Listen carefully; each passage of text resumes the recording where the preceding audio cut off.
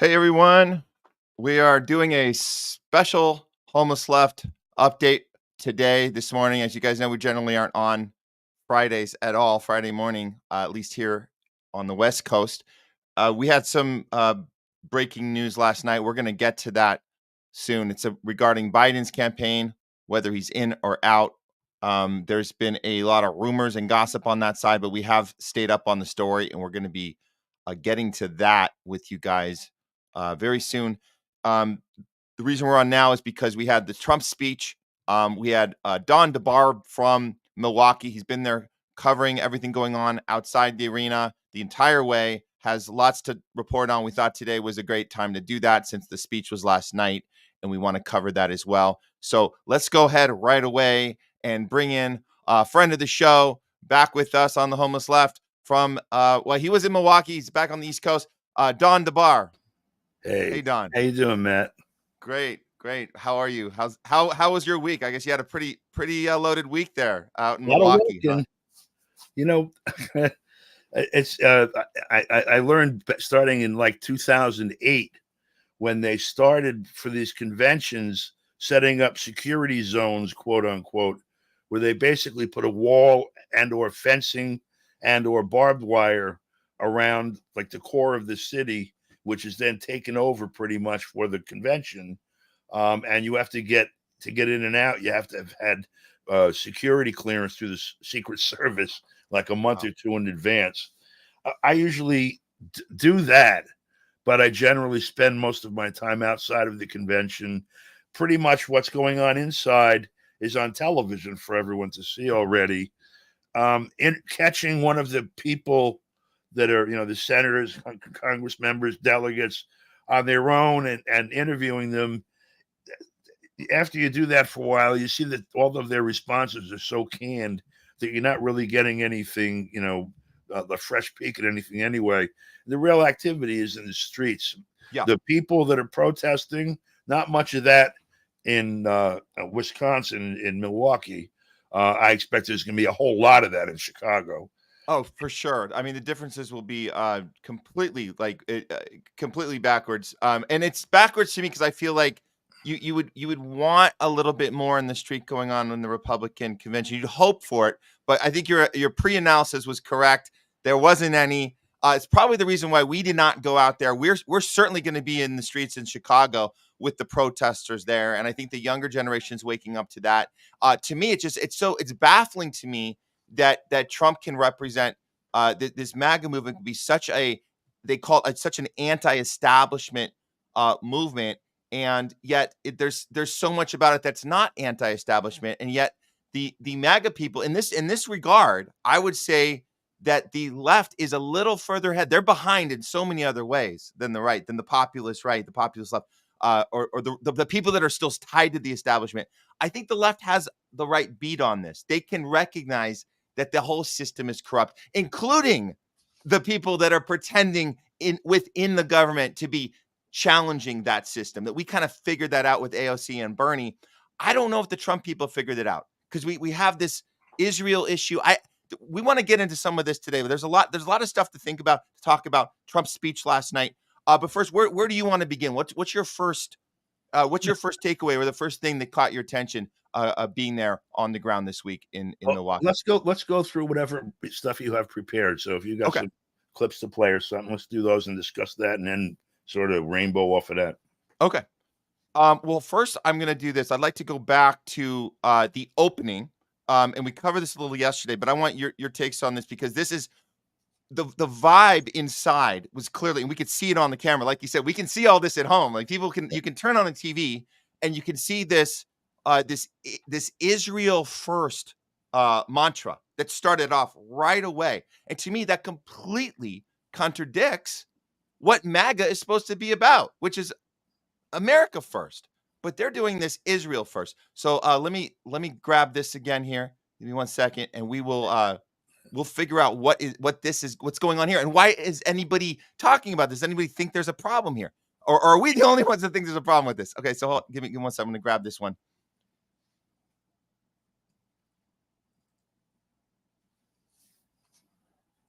Okay, here we go.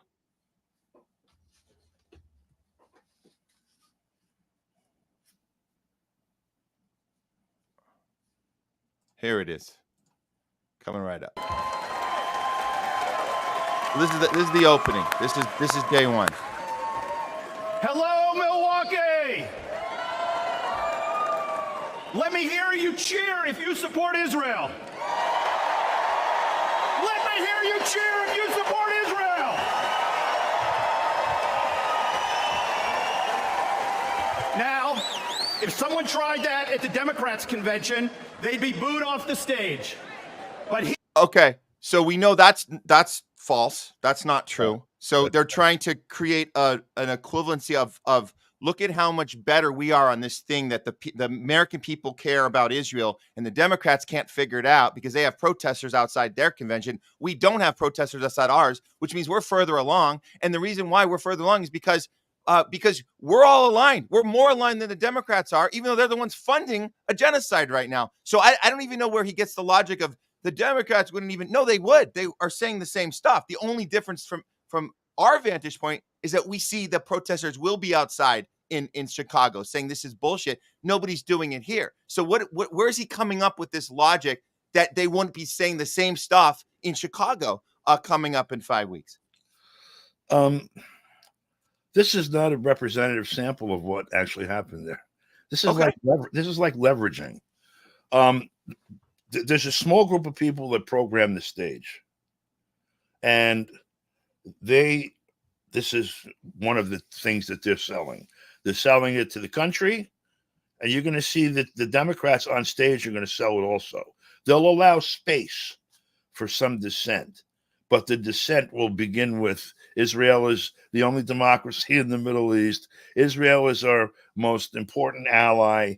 Israel, and we criticize because we love. You might get that much at the Democratic convention, but we'll wait. This, however, I'll give you an example. There was an event at the, Milwaukee is famous for beer, right? This is where, I don't know, Schlitz, Pabst Blue Ribbon, a whole bunch of them from Milwaukee, Miller.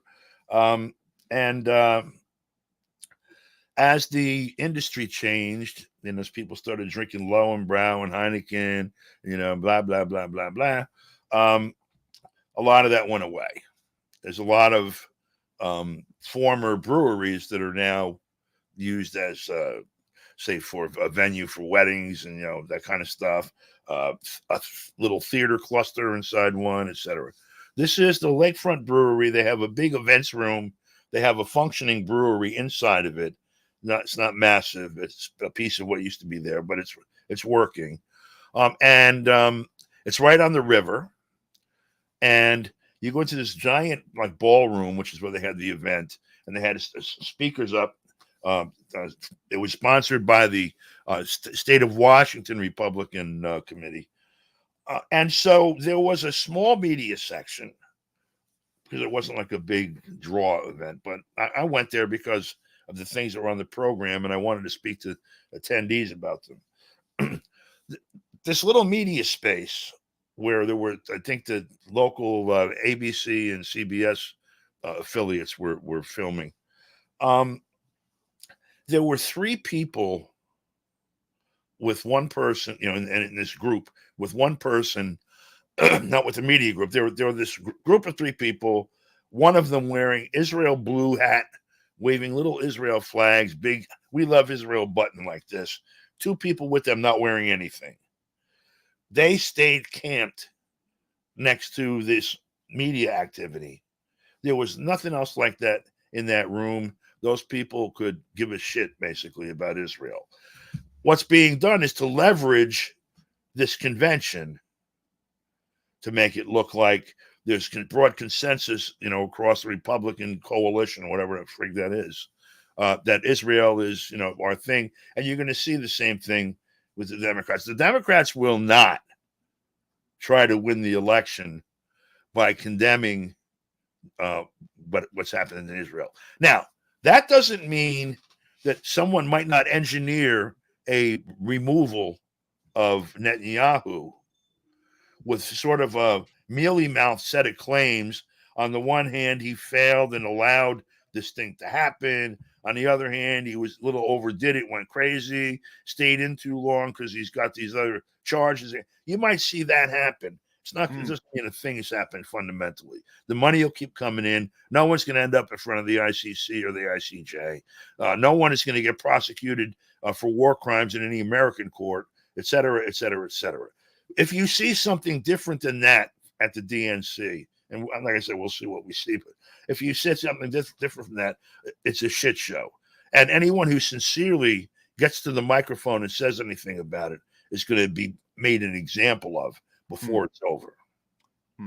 Okay, so those little nuances, yeah, I tend to agree with you, Don, that those are going to be the subtle differences. But overall, that there's no real difference from the macro level of where the two parties stand on our relationship with Israel, and then you have this third party problem with, or not third party, but the independent candidate RFK Jr., who also has nothing to say about the genocide that we are funding right now. It's unbelievable. I want to play one more about how the RNC set this stage, and keeping in mind, yes, the subtleties are going to be a little different with the DNC, but it's still the essence of this is still going to be there. I just can't believe how extreme over the top this is.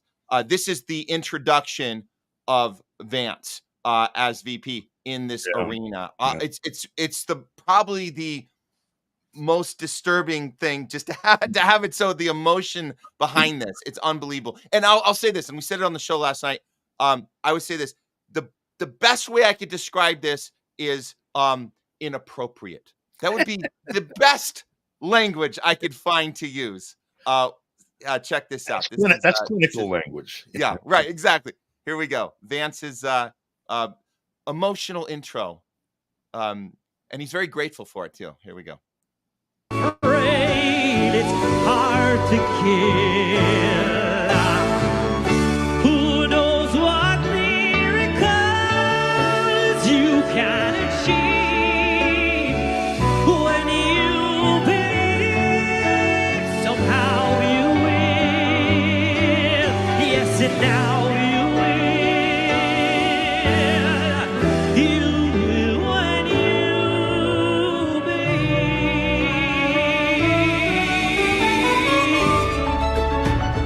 Please join us in welcoming Senator J.D. Vance from the great state of Ohio. Good evening, everybody.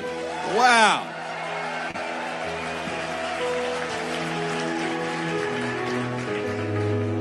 Well, I have so much to say, but first, let me offer a word of gratitude to Rabbi Margareton. Am I getting that right? This great organization. Rabbi's name right. And thanks to all of you for being such a great crowd. What an incredible welcome to have here in New York. I just want to say from the bottom of And I say we had to correct that last night too. This is before. I'm sorry. This is when they announced him right before going to Milwaukee. So this is his big send off. So just to be clear, this isn't taking place in Milwaukee, but this is the big big packaging. This is the packaging job, the marketing job, sending him out. And he's giving his alignment, his allegiance, and his gratitude, and this emotional moment as a song from a Spielberg DreamWorks film, as people might remember, called Prince of Egypt, which actually Leslie and I went and watched last night just to go back to it and say, what kind of messaging is going to the children about, like, what is this heartfelt song about entitlement to a land? I'm sorry, and this is, it gets me so emotional, Don, about this, because in such a frustrating way, because it's like this language of the chosen ones with the promised land, and this is just whatever it takes to get to God chose us to be here, and we have to take this land, and it's the promise, and everybody in the world needs to stand behind this, or you're anti-Semitic, and F you if you don't understand that this is our destiny, this is our chosen. So all of that is accompanying this ticket. This is like this. How does the MAGA side? I wouldn't be as upset about this if it was just a standard election with a standard Republican going into power, representing the party. But I thought that the MAGAs were supposed to be challenging. They were supposed to be anti-establishment and America first. It's a complete contradiction, Don. I can't get over that part. Make America great again, not make Israel great or keep Israel great. How is that? How does it make sense? Okay, so some interesting reading. There's something called the let me get it right. The Jewish Electorate Institute. It's at the American Jewish Population Project at Brandeis at the Steinhardt Social Research Institute. It details the demographics of all 435 districts of the 116th Congress and District of Columbia. They look at national election studies, general social survey, Pew political and social surveys, Gallup, yada, yada, yada, yada, yada, and estimates the number of adults who self-identify as Jewish and a breakdown by age. This is a detailed study of people who identify as being Jewish as voters, as part of the electorate. In Ohio, for example, the percentage of people who identify as being Jewish is about 1.5% of the electorate. But it's an important 1.5%. And it, let's see, I'll tell you the breakdown. I've got the numbers from the last election. Out of that, Jewish adults in Ohio, about 56% swing Democratic or identify as Democrat. About 32% swing Republican or identify as Republican. 10% move back and forth. Then there's a breakdown of all of this stuff. But the thing that's interesting is that in the swing states, this particular subgroup is one of the primary targets of the instruments of persuasion, of propaganda, advertising, and all, that includes policy that's issued. Now, here's the thing that's interesting about this, because you've got all kinds of contradictions in what people think each of the party represents or stands for, what their platform really is, their core values, etc.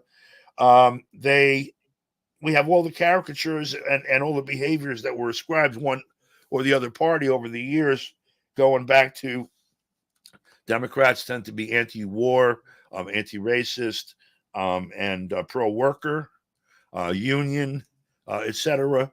Republicans, we're talking now after, say, 1964 and afterward, Republicans happen to favor the Southern, what used to be the Solid South Democrats.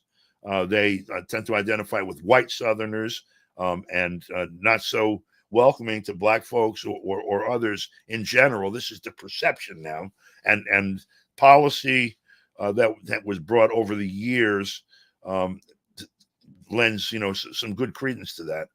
They tend to be in favor of a strong military, law and order, etc. Of course, the history of these things show us, we get racist policy and fascistic law and order policies from Democrats as well. Bill Clinton, for example, and Barack Obama, for example.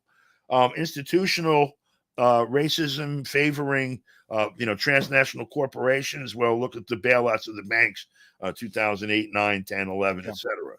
So, but the concept that people have of these things still remains. So, you would think, okay, at the Republican convention, Israel's an ally. They're at war. We sell them weapons. Republicans are going to be all in for this, and the Democrats are going to be opposed to it. The same, by the way, you would think with Ukraine. Then you have the contradiction of the candidates and their time as president. Yeah. I mean, Trump has some self-contradictions, obviously. He murdered Soleimani. They continued funding some of the wars and took a couple cracks at Venezuela and other places. He was on the Serbia train and the Syria train until he wasn't. So there's but compared to Obama and Biden, just looking at the Russia policy alone, for example, when Trump took office, Obama and Biden had just kicked out another 98 Russian diplomats, shut down more embassies, and et cetera, et cetera, et cetera. They were running war games up and down the Balkans and Baltics and over in the Korean Peninsula. They were also playing bang bang with China in the South China Sea. He rolled all of that stuff back.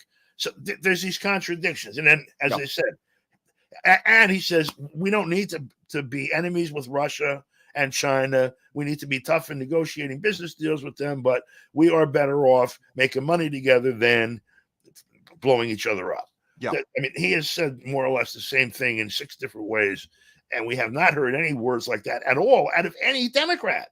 So in that sense, that is at least something. At least we're getting that. So that's true. And maybe that does have to do with why the MAGA supporters are willing to bite their tongue on a few things and go, you know what, we don't need to surround the outside in Milwaukee. We don't need to surround them with our signs and our anger and our protests, because we're happy enough with what he's doing. That's good enough. And they also bite their tongue on the COVID stuff too. They're like, he pushed this warp speed thing. We know that was bullshit. He won't admit to that, but we'll take what we can get and we're okay with it, because at least it's that. At least it's something that we can finally say somebody in power is calling out some bullshit. Not all of it, some of it. Maybe that's good enough for them. Whereas the Democrats, they're not. There's nobody doing anything. There's no squad. There's no Bernie. There's no nothing. It's just get in line, shut up, and prop up this guy as long as possible. We're gonna get to the Biden breaking news from last night in just a moment, but I want to stay on the Trump thing real quick, because we had the speech last night. Oh, and if you're just joining us, this is Don DeBar. He's radio journalist, KPFK. He's got his YouTube, Twitter. You guys got to follow him, Don DeBar, at Don DeBar, Twitter, YouTube. Do it all. He's the man that goes to the story. We talk with Craig Passage-Ardula all the time about you go to the story when possible. So Don went to the story, went to Milwaukee, covered this stuff, saw what was going on outside, reporting on it today. Let's look at Trump's speech. Long speech. There was a great moment that happened. I'm going to get to the great moment, but let's first, because we're on the Israel topic, this is the worst moment, my opinion, the worst moment of the speech. It was a very, very long speech. A lot of problems with his gloating and wasting time. It was a lot of low energy. People were calling out his narcissism. Of course, the old, he lied X amount of times. Okay, whatever. The part they're not saying, and you won't see this in the New York Times, you won't see this anywhere. This is the worst part, the worst moment of this speech, as far as the homeless left is concerned. I'm going to play this, and then you give me your thoughts on this, Don. Our opinion, worst moment of the speech. Here we go. Entire world, I tell you this, we want our hostages back, and they better be back before I assume office, or you will be paying a very big price.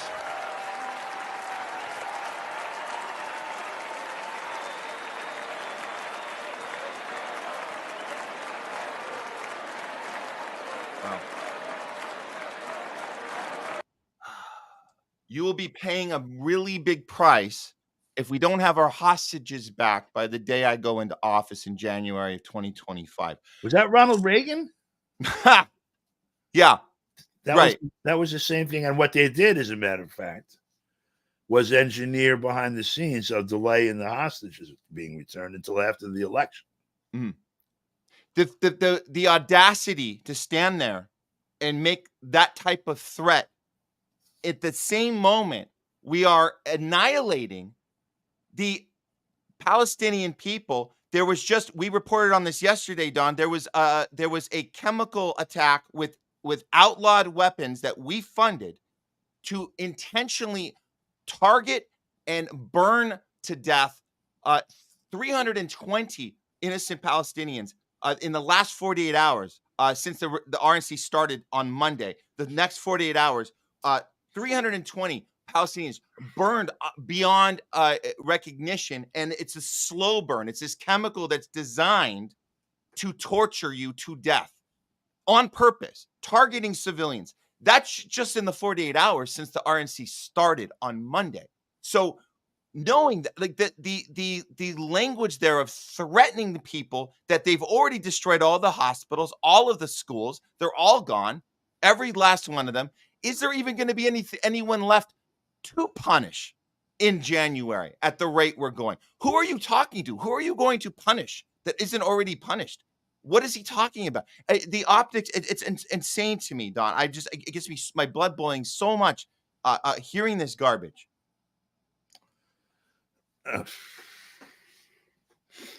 Um, one of the difficulties in really getting at the heart of this stuff is the fact that we have to look at it up into it from the bottom and try to understand what this whole thing is.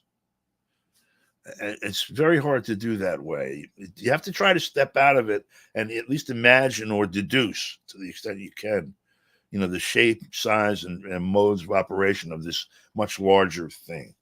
What we're talking about, a speech at a nominating convention for an election for president of the United States. And on the one hand, and on the other hand, we're looking at that, expecting somehow or another there might be some solution to the problem of the genocide of Palestinian people, if only we act correctly over here and find the right person or treat them all badly or whatever. Fact is, those two things are pretty much independent of each other. Again, when you see the Democratic convention, you'll see, the reification of that idea. But, we've seen it enough times without naming it to understand pretty much what I'm explaining here. Yeah. So the only ones that really have a chance of being president at the moment are, whoever occupies Biden's seat by November, Trump, or whoever occupies his seat if they shoot him again with better aim or whatever. Wow. Bobby Kennedy. And so they have some very distinct differences on almost every other major policy decision, particularly with respect to foreign policy, which is very unusual in a presidential election. You do not usually see someone take the positions that Trump has taken, for example, on foreign policy. And then, which is amazing to me, that when I first saw this, it almost made my heart stop, literally. Bobby Kennedy taking the view of the expressing as a presidential candidate, as a Kennedy, as the notion that the CIA and the intelligence agencies and the Pentagon, are all rogue agencies whose purpose is to, serve up continuous war so the arms makers make money. That is a very distinct policy position from what the Democrats are going to offer. Yeah. So you have, though, this common position on Israel. On the one hand, it reflects power relations, whether it's by the demographic power of a particular vote that they think they can predict and know how to serve up to, which honestly, that's worth examining too, because a lot of the same phenomenon I saw with the Ukraine war, people on the ground, the delegates at this thing, they're done with that shit. They want it over. They don't want to hear any more stand with Ukraine. They know the people that are serving that up are serving up bullshit. And they really will express that sentiment at the drop of a hat. And yet, with the exception of Trump, Vance, and some of the key senior people in there, the rest of the conversation going on there more resembles the crap that I get from my Congress member, who's a Republican for the New York 17th district, which is all about standing for Ukraine, standing for Israel. I got 2 letters from him today mouthing the same crap, basically. Plug in here, Ukraine, plug in here, Israel, more war, more money for war, etc. That is the face of this thing.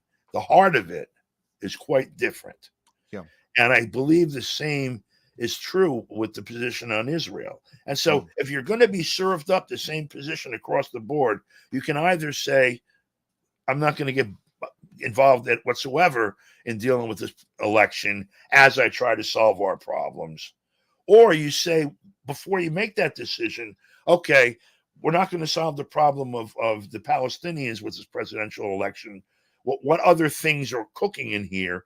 And I would have to, I insist that people consider the fact that one candidate may take us directly to a nuclear war and the others might not, as an important distinction that really requires our primary attention.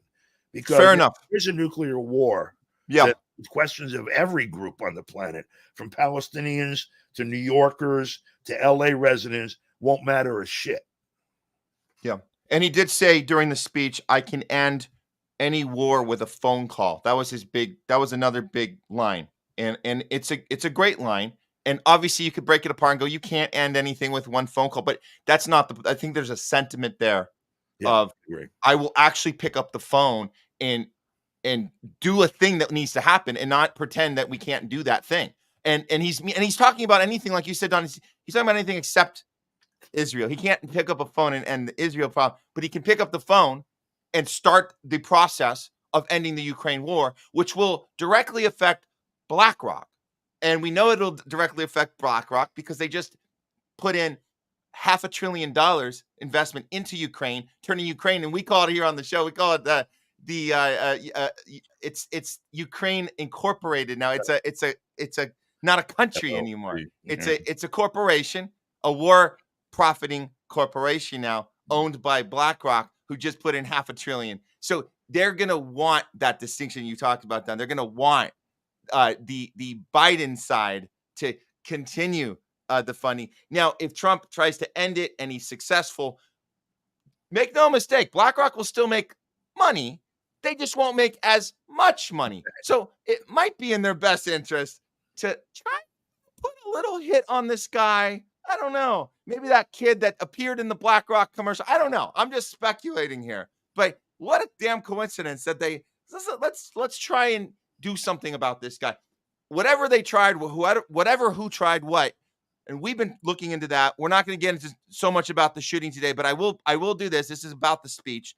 This was, I thought, the best moment in the speech because it was the only time he didn't actually speak. It was a theatrical moment that was prepared, and it was very effective, I believe. So this was a non-speaking, effective theatrical moment that I think definitely hit it on the head here. So let's check it out.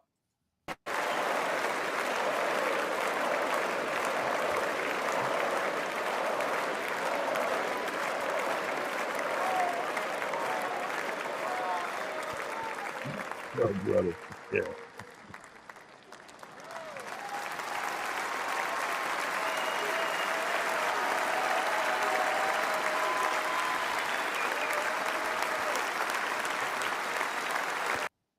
So obviously this is a reference to the firefighter that was in the line of fire and did not survive the assassination attempt on Trump that day. It was a moment of it was a human moment. Before that, and I won't play this clip, but if you guys want to go check it out on your own, there was these. He definitely had a humbling moment describing the incident and how he responded to it. A little showboaty at times, but there was an honest humbleness to it. So the whole process of describing what happened on Saturday, 6 days ago, was effective, and the crowd responded. And I was surprised to even see some opinion article writers of New York Times and others that actually acknowledged that part. Again, they didn't acknowledge the bad stuff about the threatening Palestine, but they did acknowledge that this was a moment and it did something. Your thoughts, Don? First of all, that was pretty crass. This is a guy though. He, among his other involvements, was wrestling. This is a wrestling move. Okay, this is something that plays in bang you over the head symbology to working people who may seem unsophisticated to the rest of us or the rest of you, however you want to put it. But it conveys effectively basically the emotional content of this is respect for what this guy did, and that's a point of consensus among the audience. You always try to reach a point of consensus on an emotional level with the audience as you try to persuade them of something or other. To put it in I don't know, clinical terms, I would say that this is a con job like everything else that is. I mean, and the guy's he's like a carnival barker in a way. That's his career. He's made his money doing that, and he's president of the United States and running again president of the United States because he's very skilled at it, and he was placed out there because he's skilled at it. I mean, it's hard for me to buy the trope. I don't know what the hell it is. The underlying claim to everything that we're looking in front of us, that NBC or whoever it was put him out for many years and let him be basically the face of American capitalism. You're fired on the one hand, and they loved him. It was worth gazillions of dollars, the exposure they gave him. Hollywood would let him walk through their movies and all this kind of crap. He turned this builder into a phenom. Yeah. And then suddenly, now we hate him. He's the worst guy in the world. It's possible. It's possible that he stepped over where he was supposed to go with what they allowed him to use or whatever. But I always have a suspicion that, this is a game with two players, okay? And we're the audience. And so it's, you got to look with a cynical eye at all of it. That said,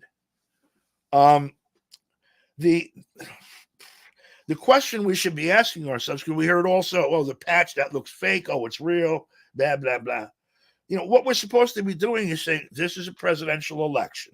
This is one of the two candidates or one of the three candidates that are, possibly going to be president. These are all of the problems before the world, including the problems before me. What does this have to do with that? And what is there over here that I can use to help solve that? Yeah. And the patch on his ear and kissing a statue of a fireman, or whatever the freak the little thing was, they have very little to do with it. And so I think that we need to find some way of focusing on trying to leverage the behavior of one or more of these candidates in a way that is manageable after they're elected. I don't know what that is. Believe me, it's a huge undertaking. I understand that. But our interest in this, if our interest in this election isn't to exact some serious policy changes absolutely necessary right now, we're wasting our friggin' time. Don DeBar, thanks for all the coverage on the RNC this week in Milwaukee. Very thoughtful, and these discussions are important to have because they're not having them on the mainstream networks at all. They're just doing their cage fighting, red versus blue. Trump. They've been telling us Trump is Hitler for the last 8 years, and then when this idea that one kid, which let's give him that just real quick, one kid just randomly was able to carry all this shit with him, a ladder and all this stuff. We've been through all this on the show, you guys, if you've been watching. Let's just give him that. So that whole thing happened. One guy got up on the roof that nobody was, they let him and they saw him and they let him take a shot. Isn't there any sort of, with that, if we're going with that theory, is there any sort of self-accountability, self-awareness or any accountability that the media, this environment that was created for 8 years, telling us this guy was Hitler, telling us, and this is based on how we learned in school, the Holocaust was plotted by basically the most evil people that have ever existed, ever will again. The Nazis, right? It's a unique type of evil, led by the guy, their leader, Hitler. So was the leader of the worst kind of evil that's ever walked the face of the earth. You're telling us this guy running our country that's president of the United States, who was put there by a foreign entity, Putin. So wasn't he didn't even win a fair election in 2016. They sold us on that garbage. And that he is the next incarnation of the worst person to ever exist on the face of the earth or ever will again. And we've been told that if we had a chance to go back to 1938 and kill Hitler, or even better, go back to when he was a baby and kill him before he could grow up and even talk. And that idea that that's a noble thing, which on another story I would say can justify a genocide because you're killing babies before they have a chance to grow up and hate Jews. I think that's another problem of how we were conditioned. Yeah. And not to go off on this whole tangent, but this kind of brings it back to right now. Do you have self-awareness? If you're telling us that a kid decided to, for whatever reason, grab a ladder, grab all his gear, get on a roof that he had every ability to get on there, take a shot, he missed, but he almost made the shot. Wasn't that the noble act that you preached about to us our whole lives? Wasn't that the noble act to stop the next Hitler if you had the chance? Where's the self-reflection of how disgusting that type of fear mongering and propaganda and getting us in this camp that has based on no principles, no logic, and nothing, and just completely acting in this sort of way, and then pretending that we had nothing to do with that. That's my biggest problem with this whole arena that was set up. Where's the self-awareness? Well, let's be clear. First of all, what's at stake here? What this whole process is about is a struggle for power. It's a struggle for the power to take the resources of the society and apply it to policy activity. It's going to change things. Wealth will be transferred. Power will be transferred from one party to another or absorbed at a greater rate or both. We don't know where a lot of power resides. So, I've used this analogy before. In the old days, you knew who the king was, where he lived. When things that the king ordered or did or whatever started to get in people's way and interfere with their lives or injure them or whatever, everybody went down to the castle, dragged the king out by his neck and cut his ass apart, shot him, chopped off his head, whatever. And things got better for a while until the next round. We have no idea who has that power right now. It's not the president of the United States. It was never intended to be. The office of the presidency of the United States was created by people. Their power is a priori to the creation of the thing, and therefore the thing itself is their creature.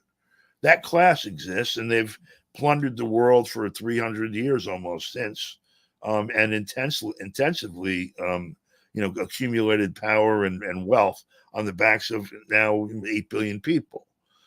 So they're not going to play fair or nice.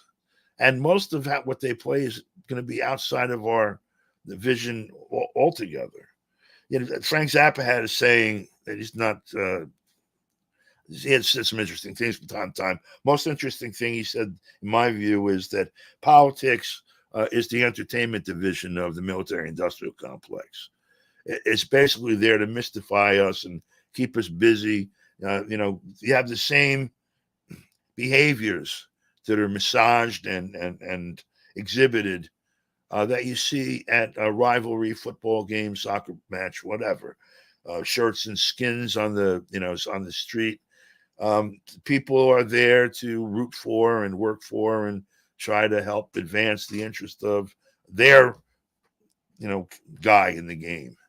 It has nothing to do with how policy is going to be made, other than keeping us out of it, busy with that bullshit instead of trying to work on making things happen in the real world. ChatterX says public politics turns into a total shit show. Don't blame a clown for acting like a clown. Ask yourself why you keep going to the circus. Yep. Thanks for that, ChatterX. Very appropriate, very spot on. Let's turn gears now, because I know people want to hear the update. And we've been staying on the story since it broke at the end of the show yesterday, and we're like, "Oh my God, what is going on here?" One of our viewers, and we gave credit, broke the story for us right when we're ending the show. They said Biden is out. He's going to announce that he's out by the end of the weekend, so he has not officially announced it. But we went to go do some homework on this and said, "Who's reporting on this right now?" So let's. It was actually Newsmax. We're going to play that clip in a second here, but I just want to remind people, and this is the order of events that happened in the last. I guess we're at 72 hours now of happenings as far on the Biden camp. During the RNC, as the RNC is taking place, this is all happening on the other side. It started with this story breaking. This was when Biden said he will consider dropping out if a medical condition emerged. President Biden has said none of his doctors have told him he has a serious medical condition, but his debate performance last month raised questions about his health. So let's look at the very next day. This happens. Biden tests positive for COVID. Interesting. So and then the press secretary, she said he's returning to Delaware, where he'll be self-isolating and going to be carrying out his duties of president. And we made fun of this yesterday. That the duties of what was his duties he was doing besides going number 2, I guess, is his duties. Other than that, this all seemed like, okay, well, who cares if he has COVID?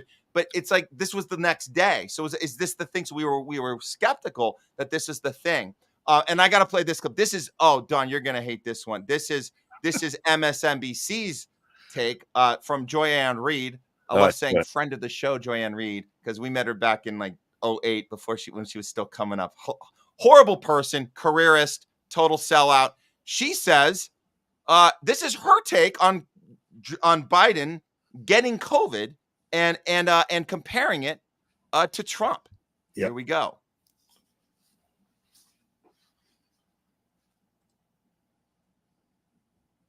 That I have on that. These two men are both elderly. Donald Trump is an elderly man who, for whatever reason, was given 9 seconds to take a iconic photo op during an active shooter situation. Weird situation. We'll figure that out one day. But his survival of that and bouncing right back and going right to his convention is being conveyed in the media world as a sign of strength. This current president of the United States is 81 years old and has COVID. Should he be fine in a couple of days? Doesn't that convey exactly the same thing? That he's strong enough, older than Trump, to have gotten something that used to really be fatal to people his age. So if he does fine out of it and comes back and is able to do rallies, isn't that exactly the same? I mean, it's not exactly the same. It's not the same incident, but it's an elderly man coming through out of an illness. It should. Oh my God. Oh my God. Yeah, you get that wrong. She's going to get bounced out of there quicker than Joe Scarborough. Yeah. Well, that's right. He didn't get to do his Monday morning, morning Joe, cup of Joe. Monday morning, he was deprived of his cup of Joe that morning. Well, was it Thursday or Friday before that? Just his wife did this show, not him.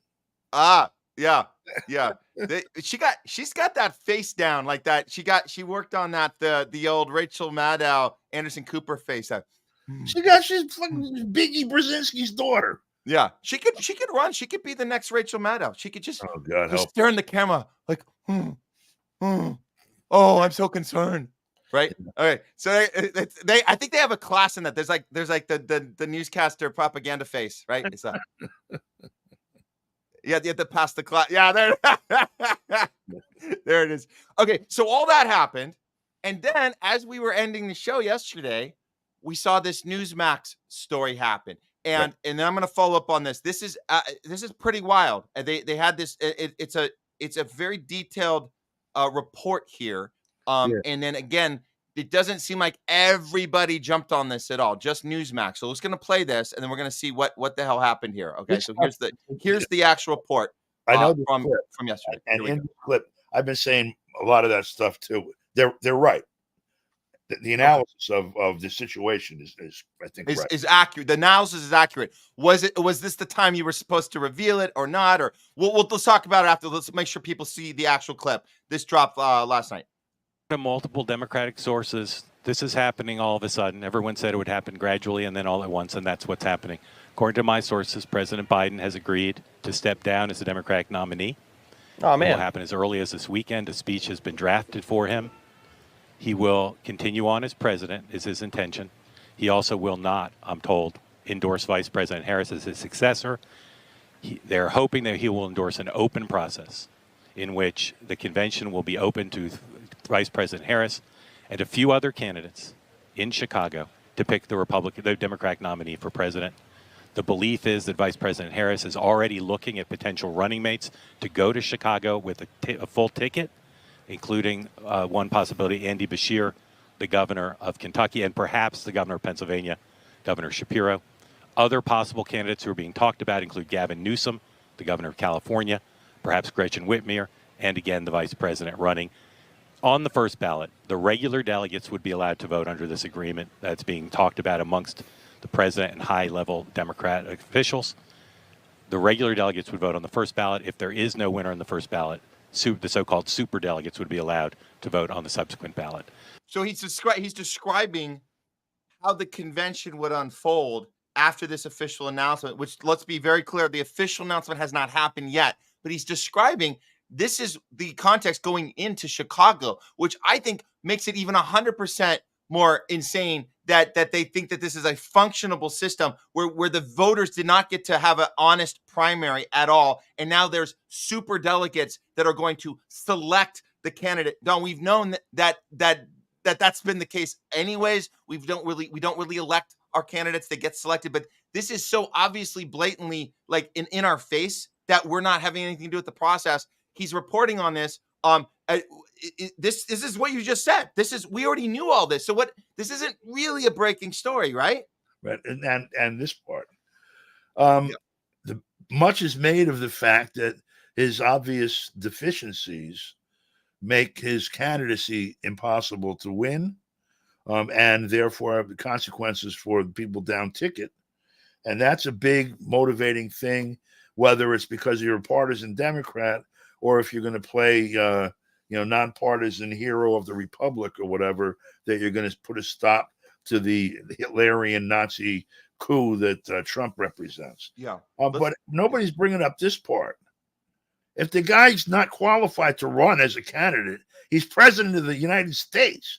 He's engaged in a war with Russia. He wants to start a war with China, and he's president. And if he's not competent to campaign or can't stay up late enough to debate someone with the obvious issues that Trump has as a debater, by the way, then who in the hell is in charge? Nobody's bringing that part up. Don, you're way off on that. We all know how medicine and science works. It aligns with the election season. So the dementia doesn't actually kick in fully. It's almost full by November, but it really isn't fully kicked in until January. So it's very aware. The dementia, just like with COVID and eating, where COVID knew to not bother us when we were eating, right? That's how that's how medicine and science work, and how health works, Don. Come on, Don. Get in the game here. January 2025. That we all know that's when the dementia fully kicks in. So of course he's fully functional right now. We're just anticipating he won't be functional in January. Okay, let's play the rest of this, because I think it's the later part that he got in trouble for. And they got a lot of backlash for this. And this is but again, it's just more specifics about what's happening and what the optics of everything and all the players involved. So yeah, let's play a little more.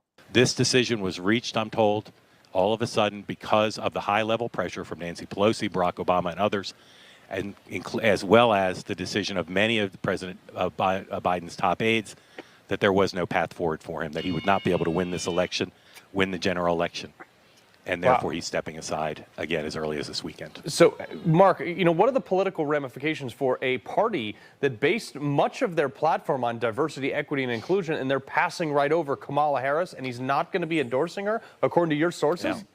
According to my sources, he will say very nice things about her.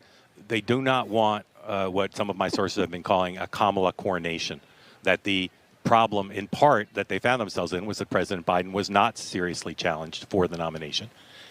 I'm told by some of her people, I don't know that the vice president thinks this, but some of her people believe she will win this, that she'll choose a strong running mate, that she does have the support of many of the delegates who are Biden-Harris delegates, and that she can win this basically on her own. And at least one of her allies said to me, this is better. Better to not be anointed by Joe Biden, better to show independence, better to show with a strong ticket the capacity to win the nomination on her own. Well, Mark, that said, though, you're very familiar with campaign finance laws. He has, 200 and 300 million in his war chest. So he's getting to the money. I think that, so all that stuff about Kamala, I know that the optics right now really bad because Newsmax is really the only one going all in on this. It was like, how dare you say all this stuff about Kamala not being and all this. No, all that. I don't even think that was I think the next part, Don, the money, That's the thing. So he's revealing that's the whole thing. It's all timing. It's all the donors. They had said we heard the story that it broke. The inside Hollywood elite and that we knew this before it broke. Actually, they said that they were going to pool all the big donors were pooling their money. Turns out 90 million was being withheld in ransom. Really, the ransom was you give him out the ticket, then we'll give you the 90 million. So there's all this stuff about where the money gets moved to. Does Kamala automatically get the money? It's or does it go into like a pot for whoever comes out of Chicago? So I think the money, once you start talking about the money, now you're really pissing people off.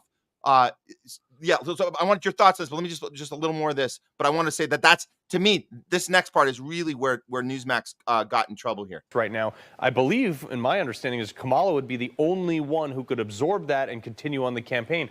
How's that going to work when all their big pocket donors have already pushed for that? Well, there's all sorts of money, right? There's super PAC money, there's low dollars. The belief is that a new ticket will inject excitement into the party, and that both low dollar donors and the big donors who in the last few days have sent a strong message to President Biden that they will not support his being the Democratic nominee.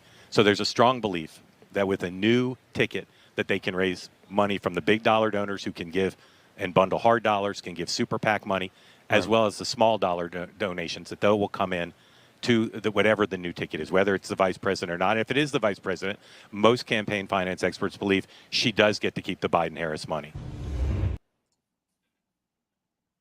It's a big advantage. Yeah. So timing's everything on this. I don't think he might have shot his load early on it. And I think that there's a lot of pushback happening. And we saw it immediately. Look, I mean, there's this language going out there. If you guys go on X, you'll see, they're saying this guy, look at the picture they chose. This is the weirdly false, disgraced Newsmax commentator slammed over report that Biden dropping out. Slammed. As we know, everybody gets slammed who even suggests they've been getting slammed since the debate. Anybody suggesting that it's time for him to leave, saying that this is the guy, this is the problem. He should never have said that. This is Mark Halperin, and then there's immediate pushback, I guess you call it damage control from the Biden campaign. Immediately, their guy has to go on and this again. Look at the headline: Biden will be nominee if people want to vote for Harris. That's fine. That's not actually what was said. If you read this through, if you guys read this through, they're saying that this is a margin of error race. We have said from the beginning this race is going to be close. Okay, so he's not really saying anything. We know that the states are going to decide the election. Okay, so it's all just setting up this idea that the convention will figure it all out there. We'll figure it all out there. But the bottom line is there's not going to be a Biden on the top of the ticket. That's the bottom line. And they can pretend all they want that there's this some sort of like, look, it doesn't matter if it's Kamala or people are showing up for Biden or Kamala or just for Kamala. The point is he's not going to be on the ticket. That's the point. So again, they're coming after Newsmax for this early, or what they're calling misreporting. But that's where we're headed, right, Don? Yeah, it's interesting that they put it this way. All right, you got a few things. First of all, it's not just a question of who ends up being the nominee that matters, and particularly in terms of what's happening right now behind the scenes. The idea for people who have power to select candidates, which we've seen expressed fully in Biden's person twice now as a nominee, and is that who does if I'm putting somebody out there as a candidate, I want to know that's my candidate. This is going to be my president. When I walk in the office, I come in, I put my feet up, I tell them what to do, I tell them what I want, and I leave. Or I send somebody to do that. Otherwise, next, and we get somebody else. Yeah. Now, Biden, I guess, I don't know, whatever it is, Biden risks their control of the office because he's so obviously, flawed. And there's an interesting game. So I mentioned before this small demographic cohort of people who identify as Jewish voters in Ohio are treated by campaign planners and political scientists and whatever as being the key to winning that particular swing state, that important state. There is this is a part of the fabric of American retail politics and has been forever. Immigrant groups, racial groups, religious groups, all of this. And there's a homogeneity to it. For example, it took until 1960 to have the first Roman Catholic white man president, rich guy. Okay, that's how many things have had to fall. We still haven't had a woman president yet. So these things are part and parcel of planning and conducting political campaigns. And you have here two very large cohorts relative to Jewish voters and very loyal voters generally, historically, to the Democratic Party, women and black folks. To get Joe Biden over, when they were watching all of the things that had happened, because the 2016 election was won by using almost a different model. In any event, Biden won or was in a position to steal whatever the 2020 election because they paid very close attention to these different key cohorts in the cities in particular, and almost lost the election because Hillary Clinton and the party up to that point had lost key parts of these cohorts, Philadelphia, New York, and across the country. Black folks were like, why do we keep voting for these people? They ain't doing shit for us or anybody else. Yeah. And so a lot of folks sat on their behinds. Kamala Harris was invented, basically. She was the poorest performer in the primary in terms of number of votes. She was the least popular, but the symbology of her on the ticket boosted Biden up, and that was very deliberate. And because she was put on the ticket in that way, she's a puppet. She doesn't have any real power. Now, all of a sudden, we have a whole different game here. They can't just push her out of the way without losing those cohorts, which they have already largely lost based on their performance as president and vice president. And if they push her out of the way, that'll just clinch the deal. And so they have to deal with her. Yeah. But if she wins this in this position, she actually isn't beholden to those people. She got elected on who she is in the minds of the people or whatever. And she really doesn't owe anything to the kingmakers, at least not enough where they would feel comfortable. She has her own political legs. They might be frail. I will piggyback on that and say, then if she loses on her own, then she also loses fair and square, and she can't blame them for removing her because she did it to herself because she could not get those super delegates in Chicago. Well, that's their way of wiping their hands and saying, do it on your own or fail on your own. I think that's where we're headed, and I think we're going to see a big fat failure is what we're going to see. I think the problem that we're having, that we're witnessing, and the dissension and the anxiety about it that's being expressed in different places, is the group of people that have power right now have had it for a really long time. Yeah, Trump was an aberration if he was a contradiction to that power.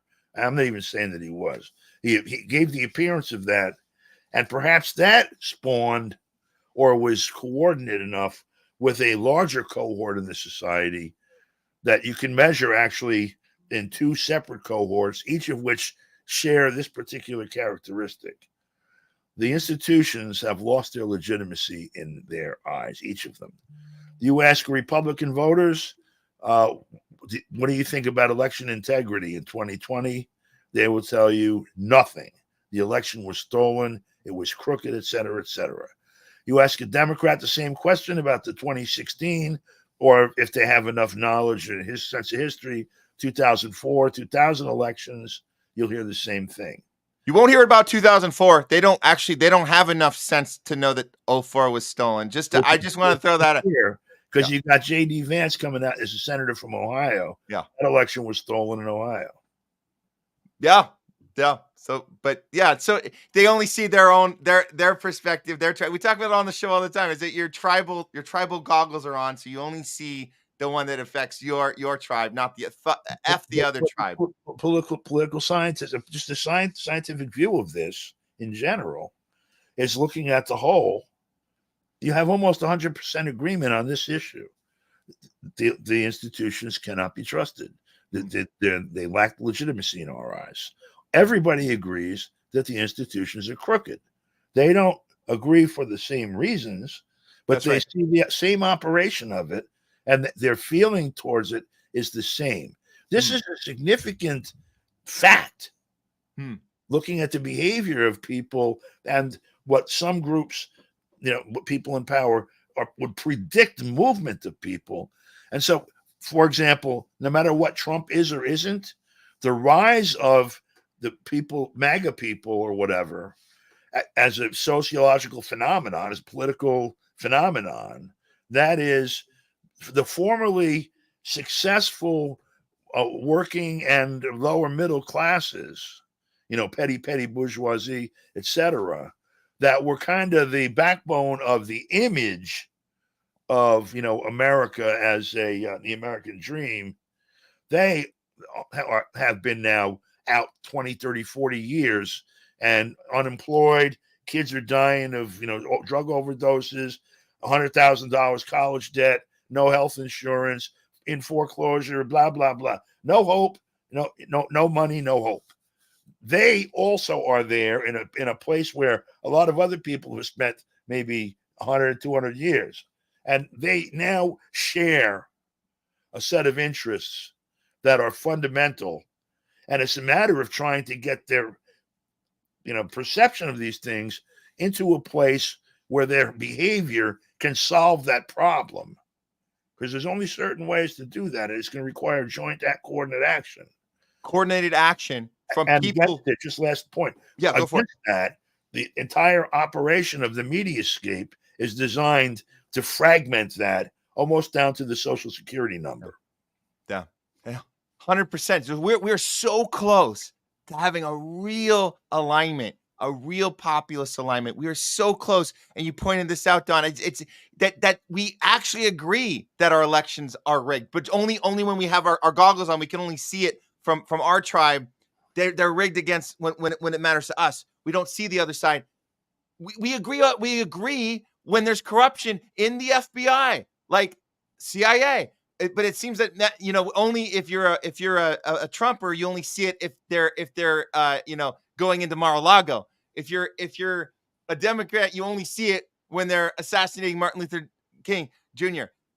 But it's like we see the same corruption, just only on a certain side. The other thing we saw, and maybe this is a moment right now. This is a moment. The fake news mantra that was exclusively for Donald Trump in 2016. Fake news. The Democrats also see that. Maybe the Trump shooting assassination attempt is a moment. I'm feeling like this. I'm feeling like 90% of the people right now think that they're getting lied to about that shooting. Yeah. That's a big deal. Yeah. When is 90%? Now, like you said, they have a different opinion on what the lie is. That's the problem. But the fact that they're willing to say, I don't believe what's being reported to me. If 90% of people think that, we're onto something here, right? We're onto something. A real alignment might actually happen now with a populist movement from the ground up. Well, there'll be a realignment. It's a question of what's in the aftermath, and that is something that requires some agency. That is something in turn that requires analysis, maybe some shared beliefs and or perceptions, and the ability to work together. And that's kind of where the work that we have to do should be focused, I think, at this point in time. Don DeBar, thank you so much for joining us today. We can catch your work, KPFK 90.7 98.7 FM in LA. That's it. I love KPFK. When Don DeBar's on, of course, they hit or miss for us these days. But man, we have to keep the honest, real, populist voices, not bought and sold by the banks and pharma and all the military industrial complex, all that stuff. So Don, thanks for keeping it real for us and covering the Milwaukee RNC this week. Anything else you want to add for everyone before we go? Keep your eyes open for the DNC. I'll be going there next month. Hell yeah. We'll see you there too, Don. We will be on the ground with you, covering a historic convention happening in Chicago next month. Sure. Yep. Take care, Don. Well, brother, thank you. Awesome. Thank you. Okay, see ya. That was Don DeBar, ladies and gentlemen, covering the Milwaukee RNC this entire week on the ground. Great perspective from the people, the stuff you're not seeing on MSNBC or CNN or any of those awful networks, which I know none of you guys watch anymore. That's why you're watching us, and that's why you watch folks like Do Dissidents and Jimmy Dore and Kim Iverson and Pasta to Go, Convo Couch, and Hard Lens Media and Sabby Sabs and everyone else out there, and Indy and all of everybody out there that is in this lane. It's an open lane for us to do real on the ground journalism. Independent media is alive and well. We have to fight the censorship industrial complex. We have to fight big pharma. We have to do the stuff that Bernie told us we were going to be doing. Never actually did it, but he talked about it and got us excited. So we did. We did take his cue. Bernie, in an odd way, passed us the torch. Let me reword that. Bernie dropped the torch on the ground, and we picked it up before the torch caught fire and burnt down the entire everything. Burnt down our neighborhoods and our lives and everything. We picked it up just in time before everything caught fire, and we're carrying the torch now of the words that he started, but we're actually putting it into action, and that's what it's about here on the Homeless Left. We will be back next Thursday, our regular time for our next episode. We'll be announcing the special guests on Twitter. You guys can follow us on Twitter, both on Matt Weinglass and the Homeless Left. Homeless Left is still a little new on there, so we do appreciate your support on there. And I'm always engaged with people. Matt Weinglass follows us both. If you're on Rumble right now, come on, guys. Follow us on Rumble. This is where you get the uncensored conversations, not the shit that YouTube stops us from having. YouTube has terminated our channel. They've terminated. We wear that as a badge of honor, guys. We wear that as a badge of honor because it means we're onto something. We're doing something right. We're challenging their narrative, and they don't want us to exist on their platform. They're controlled by the military-industrial complex, by the Mossad, by Big Pharma. They control all of that shit. Google, all that crap. Facebook, Zuckerberg, he goes into meetings every week, every month. He admitted that on Joe Rogan. Zuckerberg takes FBI meetings once a month. They tell him, they suggest to him who to censor, and he always listens to the suggestions. As Rogan followed up, asked him, how many times, Zuckerberg, have you not listened to one of their suggestions of who to censor? And he says, not one. Oh, so they're suggestions or are they orders? You motherfucker. Okay, we're on to you, Zuckerberg. We're on to you, Bezos. We're on to you, all you assholes who run Google and YouTube, the censorship industrial complex. They think they can stop us. They can't. We have you guys. We have Rumble. Thank you for not taking us off Rumble. Although it was weird, we were demonetized from our episode. I want everyone to know that our episode that aired yesterday was demonetized. It has not been removed. They don't remove. Rumble does not, as far as I know, Rumble does not remove episodes, people's people's content. Have not seen that happen. But they did demonetize our episode. I have to look into that. Why was our episode yesterday with our 9/11 truth teller, Jason Burmis? We had a great conversation. You guys can go back and check it. Again, it's not been removed. You can go watch it. Watch the episode from yesterday. We were talking about inside job. Never trust the official story. That was literally the name of the episode. And it's been demonetized on Rumble. Very weird, very strange. I'm realizing how strange that is. I have to look into that more. So with that said, guys, come on. It's all about having at least even if they're going to demonetize us, we can still have the uncensored conversations right here we need you guys to also click on the locals from Rumble. That's locals, and this will help us get to Chicago for the DNC. We just talking about it with Don. Don DeBar will be there. Guess who else will be there? Jimmy Dore will be there. Craig Pasta to Go, will be there. Guess who's already there because he's in Chicago already? That's Hardlands Media. Kit Cabello will be there. We intend to engage with all of them, have the discussions, engage with the protesters. What is the pushback against this warmongering party that pretends they're the good guys? The only difference between Democrats and Republicans is the bomb's going to blow people up. If it's a Democrat missile, it's got a Black Lives Matter and a peace sign and an LGBT flag on the bomb as it's going to its target and blowing the shit out of someone. At least they know it was done out of peace and love. And that's the only difference between the two warmongering parties. So again, help us get to Chicago, homelessleft.locals.com/support. We appreciate all you guys. Again, we will see you next time. I'm going to leave you guys. And yeah, that's Thursday. We'll see you Thursday, our regular time live, 12 noon Pacific, 3 p.m. Eastern. Thanks for all your guys' support. We will see you next time. I will leave you guys with this outro. I'm repeating it from yesterday. If you guys missed the end of the show, when we had the breaking news of Biden going to be announcing that he's out, that announcement's coming anytime soon, over this weekend at the earliest. This is a music video that is very important. It just dropped on Twitter last week. It's by Della Miles. My Name is Gaza. It's called My Name is Gaza.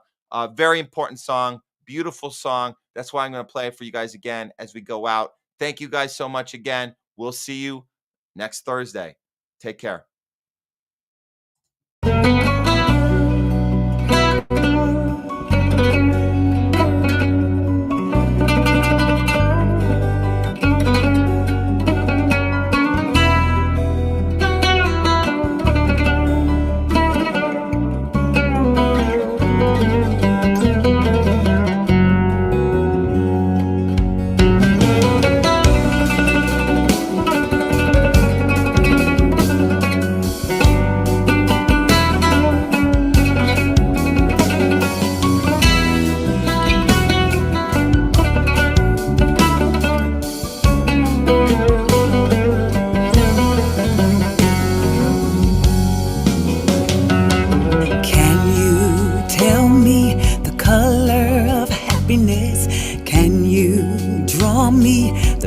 Of kindness.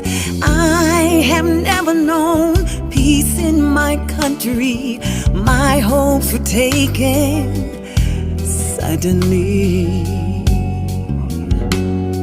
I have never known peace in my country. My hopes were seized, and now I am hungry. My name is Gaza. Call me rougher. I live in a tent. I'm friends with death. My name is Gaza. You call me rougher. I am a child. The world was mine. My name is Gaza. You call me rougher. I live in a tent. I'm friends with death. Call me rougher, I am a child, the world was mine.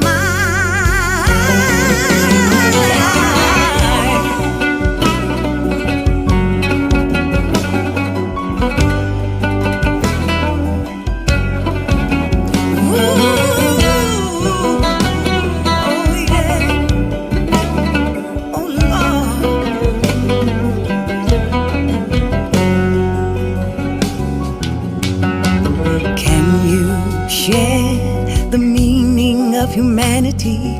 Can you write me a poem of true mercy? I have never seen a free skyline. I hold up my land, Palestine. I have never seen a free skyline. My land is Palestine, and one day I will shine. My name is Gaza, you call me Rafa. I live in a tent, I'm friends with death.